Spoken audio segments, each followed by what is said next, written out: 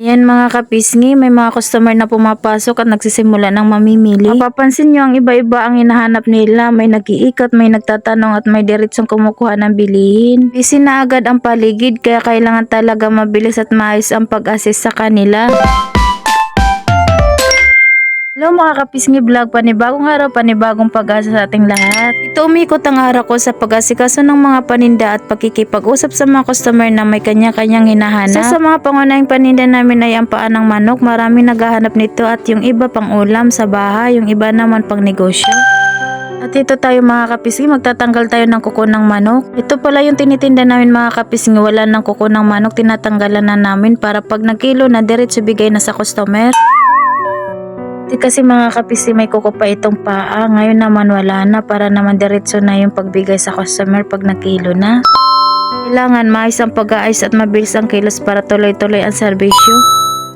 May nagtatanong paano lutuin, may humihinging eksaktong dami. Meron ding suki na alam na agad ang kukunin nila. Ito mo makikita kung gaano kahalaga ang pakikisama at pasensya sa trabaho. At bawat customer may iba't ibang pangangailangan. Habang inasikaso ko sila, sinisigurado ko na maayos ang timbang, malinis ang pagkakabalo, tama ang sukli. Kahit sunod-sunod ang orders, kailangan pa rin nakangiti at maayos pakikipag-usap. Ito ang araw-araw na ganap dito sa karnihan. Simple pero puno ng kwento at karanasan. Habang wala pang customer na mimili mga kapisngi, ito naman nagpapatuloy po ako sa pagtatanggal ng kuko dito. Ganito po yung karaniwang ginagawa ko mga kapisngi habang wala pang namimili ng mga customer, nagtatanggal na nga po ako ng kuko dito ng paa. Ang isang eksena na ang bilis pero organized pa rin. Ganon hindi nawawala ang saya kasi bawat transaction may kasamang kwento, tawanan.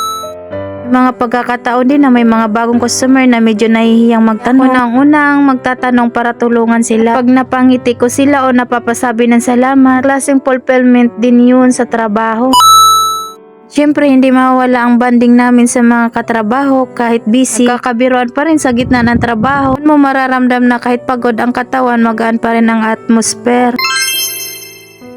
Grabe mga kapisngi vlog. Dami talagang nagtatanong dito sa pwesto ko kung ako ba talaga yung nagbablog. Nakakagulat pero sobrang nakakatuwa kasi may nakakilala na pala sa akin. Iba nahihiya pang magtanong pero pag nagkumpirma nila na biglang napapangiti at nakipagkwentuhan na. Hindi ko na-expect na abot sa ganito na may mga nakakapansin na sa akin habang nagtatrabaho. Parang ang sarap lang sa pakiramdam na kahit simple lang yun ginawa ko. May mga taong naaliw at naka-appreciate sa akin. Nakakadagdag din ng energy habang nagtatrabaho kasi mas ginaganahan akong gawin ang the best ko. May iba pang nagsasabi, ikaw pala yun, napapanood kita. Kaya napapangiti na lang ako habang nag-aasikaso ng orders. Nakakatuwa kasi parang naging banding na rin namin kahit sandali lang.